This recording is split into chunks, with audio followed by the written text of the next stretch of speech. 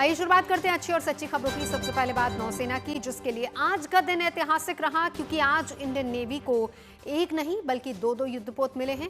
और ये युद्धपोत INS उदयगिरी और INS हिमगिरी, जिनकी नौसेना में कमिश्निंग विशाखापट्टनम में एक साथ हुई है। और इस मौके पर रक्षा मंत्री राजनाथ सिंह मौजूद रहे, जिन्होंने इन स्वदेशी युद्धपोतों के निर्माण के लिए मझगांव डॉक शिपयार्ड लिमिटेड और Garden Reach Ship Builders and engineers की तारीफ की। इन दोनों युद्धपोत के नेवी में शामिल होने से समुद्र में भारत की ताकत और ज्यादा बढ़ गई है।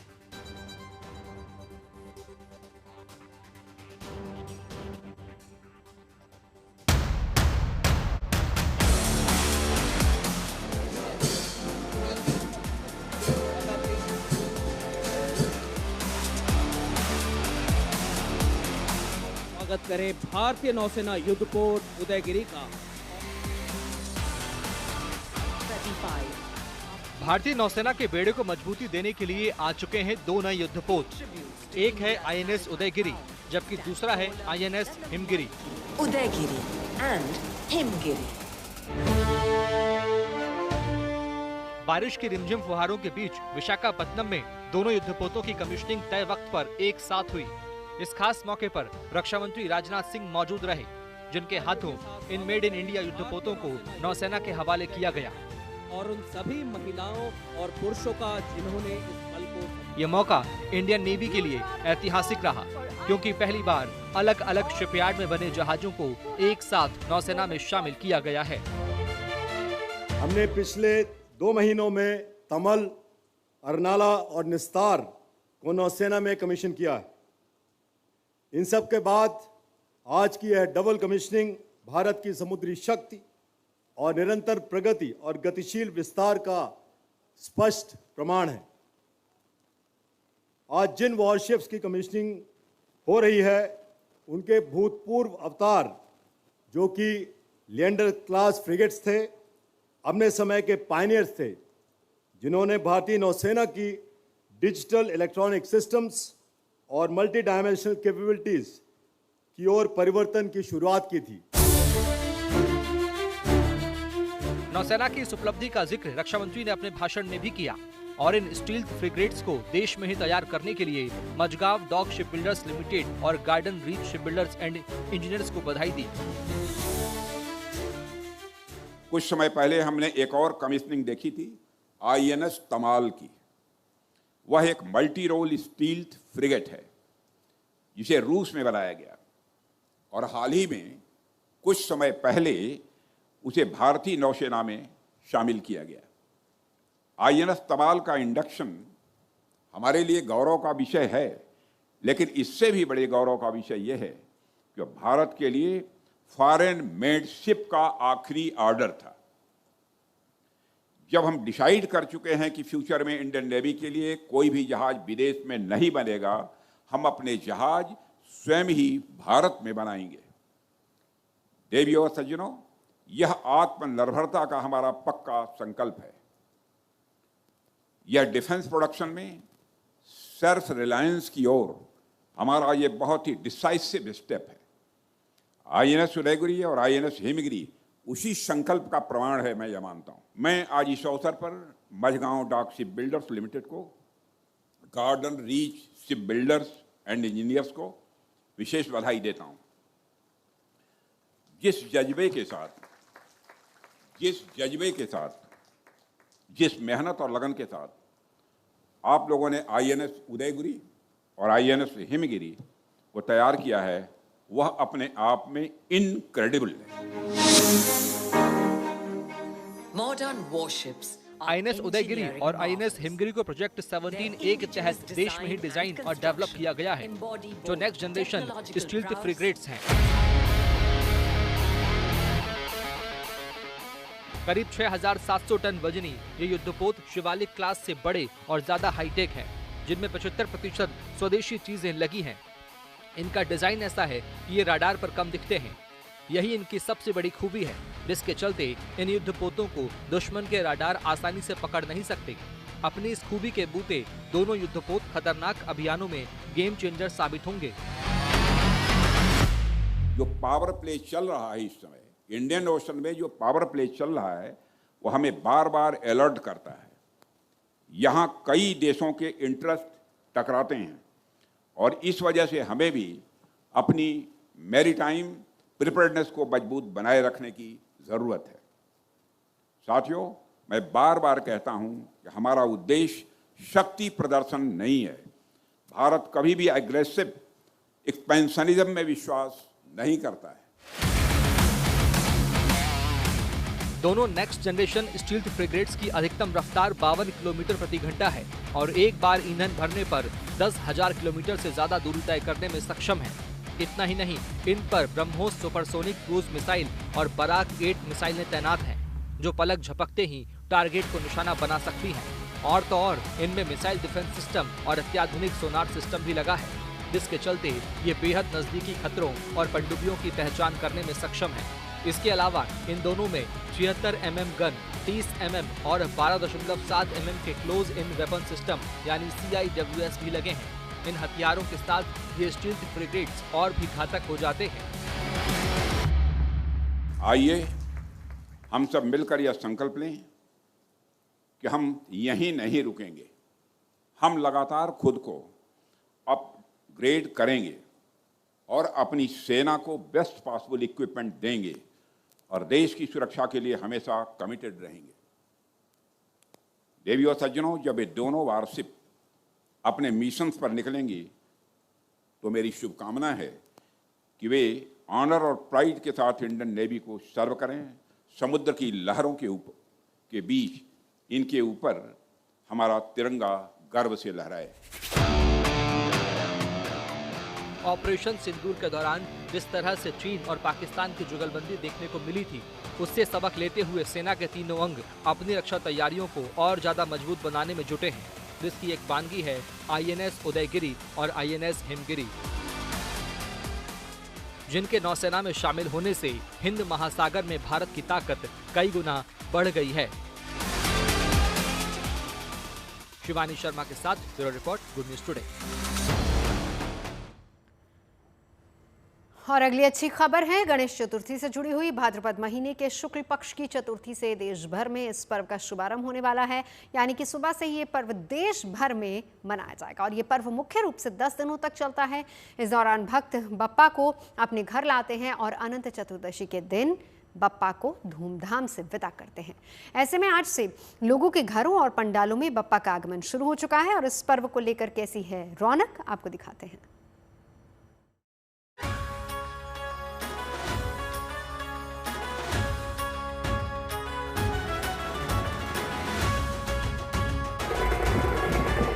बस कुछ घंटों बाद धूमधाम से गणेशोत्सव की शुरुआत होने वाली है। ऐसे में घर और पंडालों में बप्पा की प्रतिमाओं के आने का सिलसिला तेज हो गया है।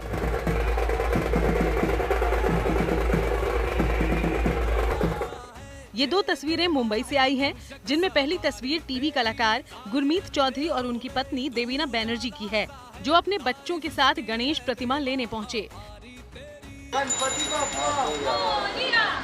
जबकि दूसरी तस्वीर big boss fame Shiv Thakare की है, जो पूरे भक्तिभाव के साथ गणेश प्रतिमा अपने घर लेकर गए।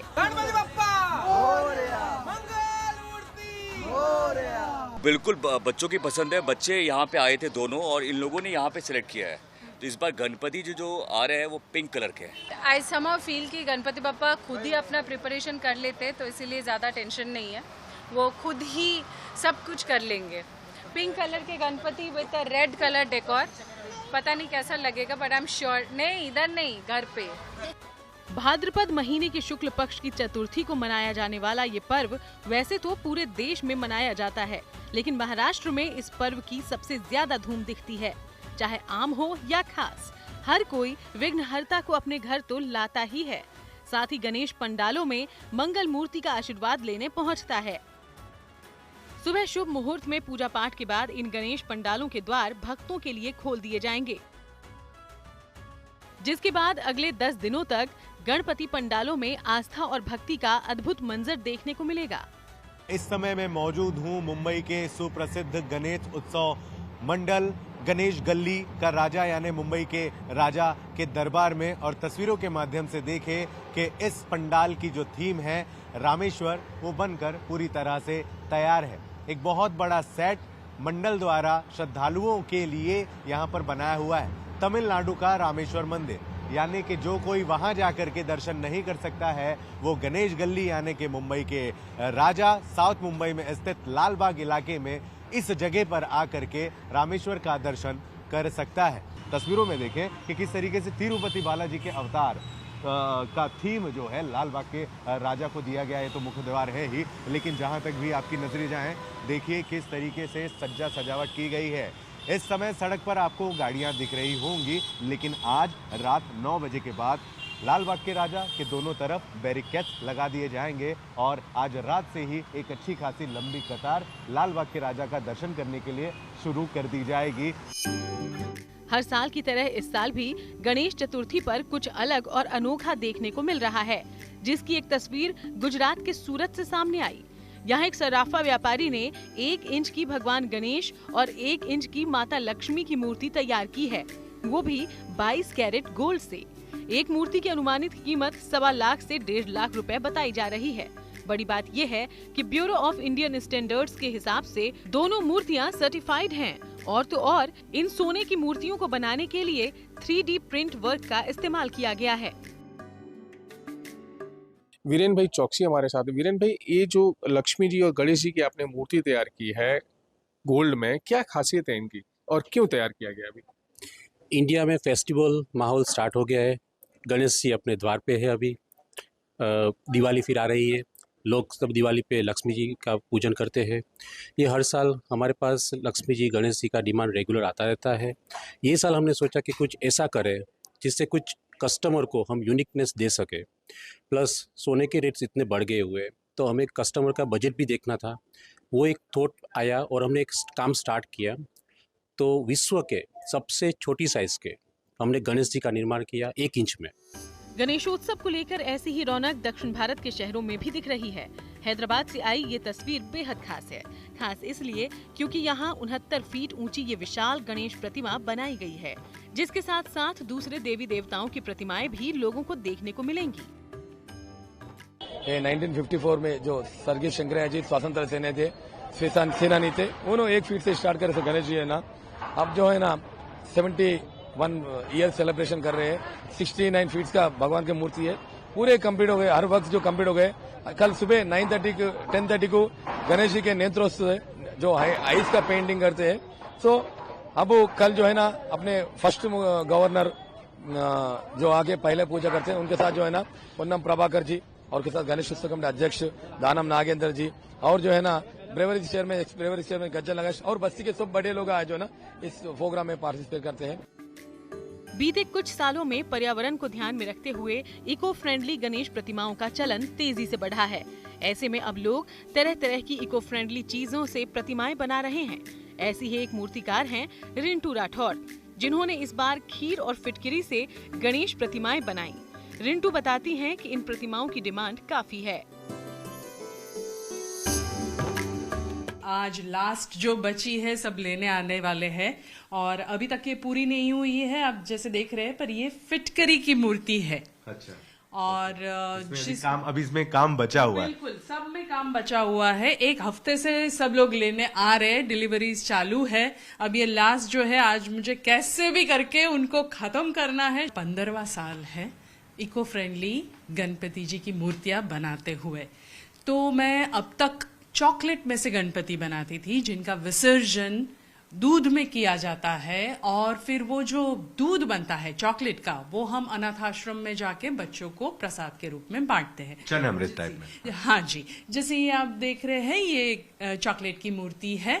तो कई साल से मैं एक ऐसा ऑप्शन के बारे में सोच रही थी। देखो, मिट्टी के गणपति भी अच्छे हैं, लेकिन वो रिवर में से मिट्टी वो लेके उनका सी में विसर्जन करना, वो भी कहीं ना कहीं हम इकोलॉजी को इम्बैलेंस करते हैं। तो मुझे एक तत्व चाहिए था कि जिससे अगर हम पानी में विसर्जन करें वो मूर्ति का, तो पानी में कुछ भी मतलब खराब ना हो, उल्टा फिटकरी ऐसी है जो पानी में डालने से पानी क्लीन हो जाता है। रिंटू की तरह ही शेफ आशिफ और शेफ दिव्या हैं, जिन्होंने डार्क चॉकलेट और मोल्डेड चॉकलेट से गणेश प्रतिमा तैयार की। इन्हें पूजा करने के बाद दूध में विसर्जित कर दिया जाता है और इस चॉकलेट मिले दूध को प्रसाद के रूप में बांट दिया जाता है, जिससे पर्यावरण को कोई नुकसान नहीं पहुंचता। जो लोग घर में गणपति चॉकलेट गणपति रखना चाह रहे हैं, तो वो इस तरीके के अगर घर में लेकर जाते हैं तो कितने दिन वो रख सकते हैं? क्योंकि बहुत से लोग जो होते हैं वो 1 दिन के लिए भी गणपति बिठाते हैं, तो कुछ लोग 10-10 दिन के लिए भी गणपति जो है घर में बिठाते हैं। तो 10 दिन के लिए अगर कोई गणपति बिठा रहा है, वो भी चॉकलेट वाला, तो कितनी ज़्यादा जो है ध्यान इनका रखना पड़ता है? इसका वैसे काफ़ी ध्यान रखना पड़ता है, क्योंकि ये चॉकलेट का है। अगर आप जरा सा भी इसको हिलाओगे तो टूट जाएगा। तो आपको इसको बिल्कुल सेफली रखना पड़ेगा, या फिर आपको इसको कोल्ड में, मतलब एक कोल्ड में रखना पड़ेगा, टेम्परेचर मेंटेन करके आपको फिर उसमें रखना पड़ेगा ताकि ये बिल्कुल सेट रहे। तो हमारा चॉकलेट गणेश जी बिल्कुल तैयार हैं, टोटली इको फ्रेंडली। आप इनको बस गर्म दूध में डाल के बॉईल करके चॉकलेट मिल्क शेक बना सकते हो, उसे ठंडा पी सकते हो या गर्म, और बच्चों और बड़ों सबको बहुत मज़ा आएगा। इस पर्व को भगवान गणेश के जन्मोत्सव के रूप में मनाया जाता है। ऐसी मान्यता है कि इस खास मौके पर बप्पा की पूजा और उपवास करने से रिद्धि सिद्धि के दाता भक्तों का कल्याण करते हैं। यही वजह है कि इस पर्व को लेकर बप्पा के भक्त जोर शोर से तैयारियों में जुटे हैं। मुंबई से धर्मेंद्र दुबे, दिल्ली से मनीषा लड्डा, सूरत से संजय सिंह राठौर के साथ bureau report, good news today.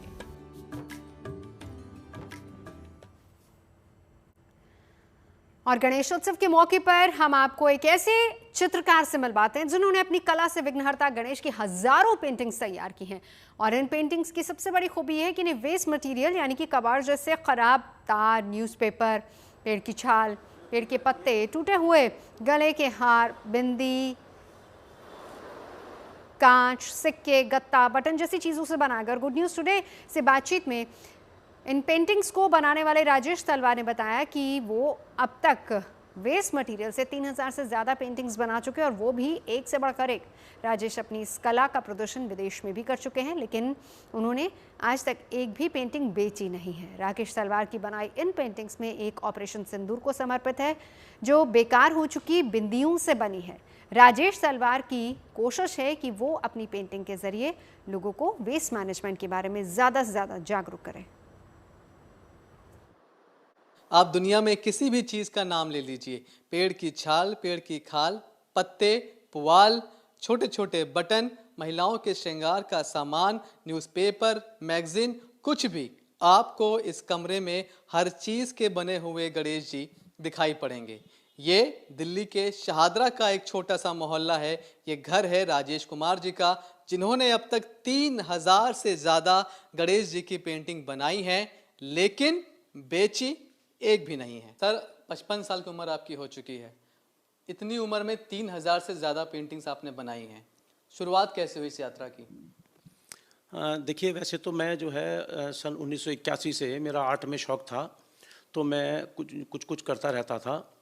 अब उस करने में मैंने फिर गणेश जी पर ही मैंने शुरू कर दिया 4-5 साल के बाद में। लेकिन तब मैं करता था पेंट और ब्रश से, पेंसिल से स्केच बनाता था, पेंट करता था। उसी को करते हुए जब कोविड आया और लॉकडाउन लग गया, तो जो घर में मेरे पास में ब्रश थे, पेंट थे, वो जब ख़त्म हो गए, कुछ नहीं मिला, तो जो घर में चीज़ें थी, वेस्ट मटेरियल था, मैंने उसको यूज़ करना शुरू किया। घर में जो कुछ भी मिल जाता उसी से नेचुरल कलर भी मैंने बनाए, और करते करते ऐसे ही मैं 3000 तक क्रॉस कर गया गणेशा के आर्ट बनाने में। आपको मैं बता दूं, ये जो है ये पेंटिंग बहुत ख़ास है। जब पहलगाम अटैक हुआ, उसके बाद भारत ने ऑपरेशन सिंदूर किया, उसके बाद ये पेंटिंग बनकर तैयार हुई है।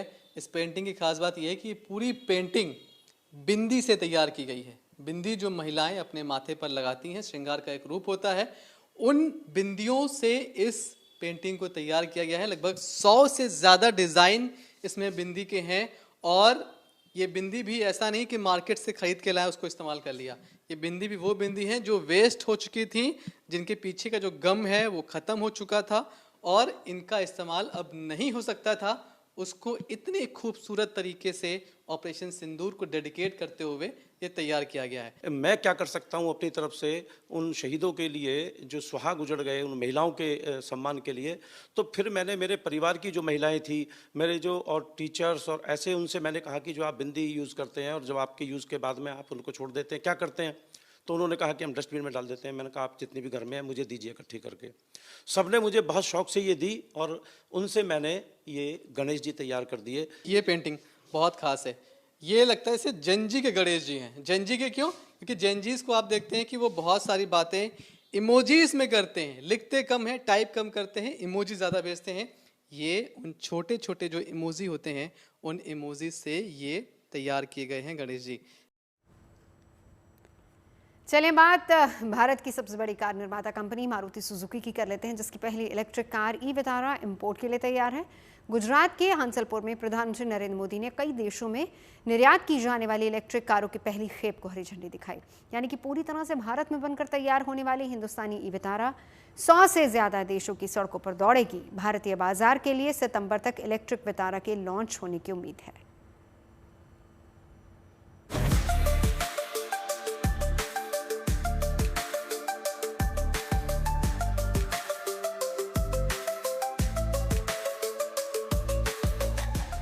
इलेक्ट्रिक गाड़ियां यानी कि ईवी की दुनिया में एक नए खिलाड़ी की एंट्री होने जा रही है।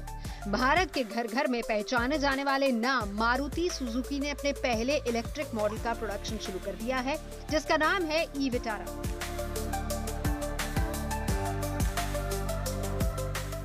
पूरी तरह से भारत में बनने वाली ये कार दुनिया के 100 देशों की सड़कों पर धूम मचाने के लिए तैयार है।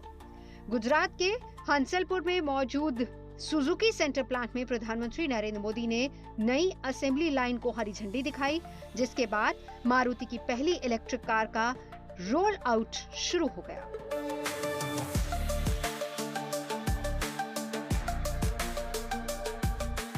मारुति सुजुकी की पहली ईवी कार ई विटारा पूरी तरह से भारत में ही तैयार होगी और यहां से यूरोप, जापान समेत 100 से ज्यादा देशों में निर्यात होगी। यानी कि मेक इन इंडिया में नया अध्याय जुड़ने वाला है। आज आप देखिए, सुजुकी जापान भारत में मैन्युफैक्चरिंग कर रही है और जो गाड़ियां बन रही है वो वापस जापान को एक्सपोर्ट की जा रही है। मारुति सुजुकी जैसी कंपनियां मेक इन इंडिया की ब्रांड एम्बेसडर बन चुकी है। लगातार 4 साल से मारुति भारत की सबसे बड़ी कार एक्सपोर्टर है। ईवी एक्सपोर्ट को भी उसी स्केल पर ले जाने की शुरुआत हो रही है। अब दुनिया के दर्जनों देशों में जो ईवी चलेगी उसमें लिखा होगा मेड इन इंडिया।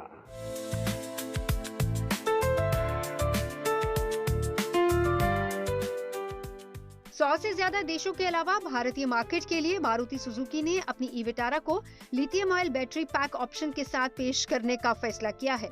2 अलग अलग बैटरी पैक के आधार पर भारत में अभी इसके 2 वेरिएंट्स मिलेंगे, जिसमें पहला variant 49 kilowatt hour battery pack वाला होगा।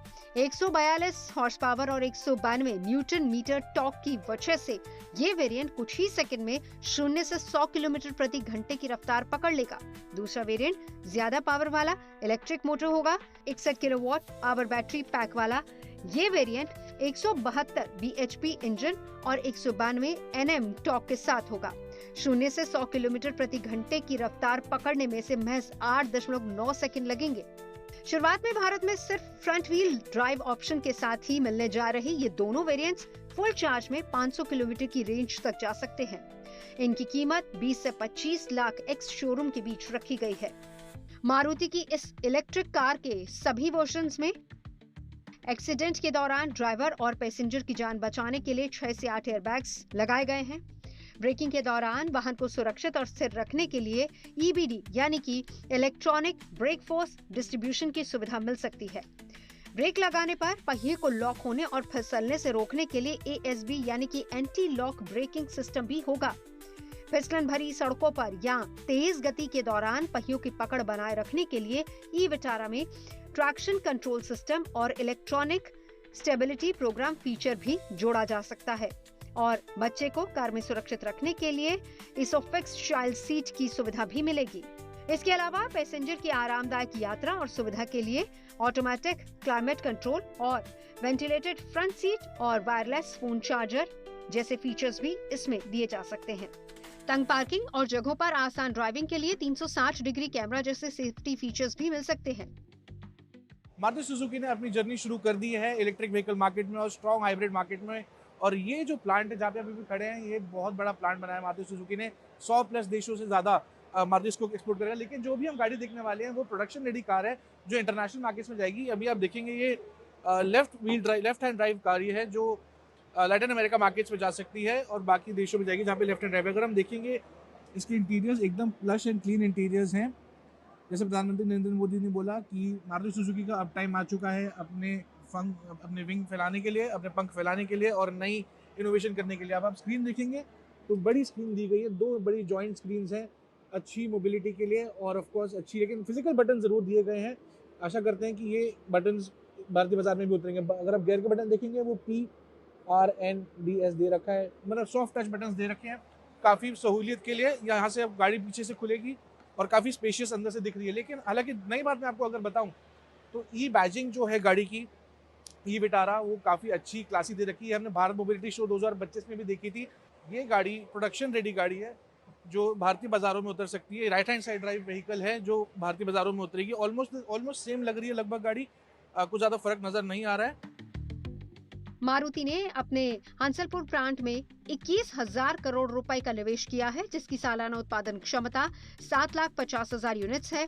मारुति ने पहले वित्त वर्ष 2026 में ई-विटारा की करीब 67,000 यूनिट्स बनाने की योजना बनाई है। लेकिन अप्रैल में चीन की तरफ से लगाए गए नए निर्यात प्रतिबंधों की वजह से रेयर अर्थ मैग्नेट की कमी के चलते ये लक्ष्य प्रभावित हो गया। Bureau report, good news today.